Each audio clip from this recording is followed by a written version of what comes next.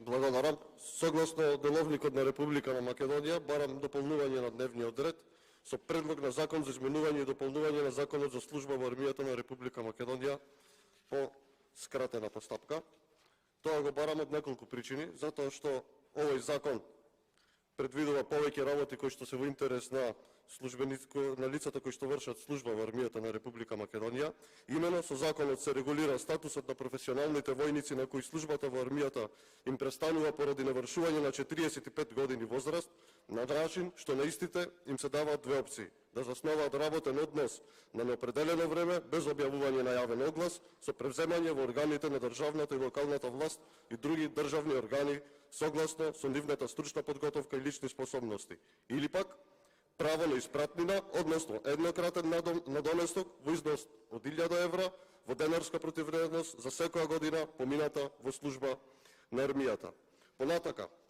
со овој закон исто така се утврдува кои лица имаат дипломатски статус, а имаат само одбранбените аташеја, воените аташеја, како и воениот и цивилниот персонал на служба во армијата, кои се пратени на должности во командните структури на НАТО, дипломатските представништва на Републиката, командите и штабовите на меѓународните организации. Понатака, исто така што е многу битно со овој закон, им се дава можност на воениот и цивилниот персонал што му престанува работниот однос по сила на закон да оствари право на пензија со навршување на 40 години пензиски стаж без оглед на години на возраст, како и за жени со навршување на 38 години пензиски стаж. Понатака,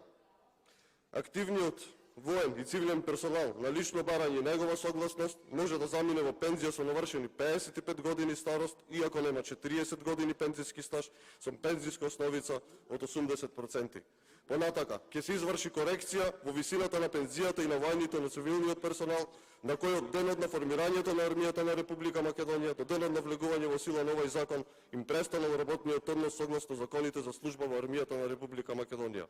И она што можеби е најважно или едно од најважното е тоа што исто така се враќаат надлежностите на генерал штабот на армијата, што беа одземени од претходниот министер за одбрана од госпоѓата Шекеринска, со што ќе се оневозможи понатамошно политичко влијание и мешање на политиката во вршење на армиските и војните работи на Република Македонија, односно на генерал штабот. Така да ве повикувам сите да гласаме да ова точка денес се најде на дневниот ред. Благодарам.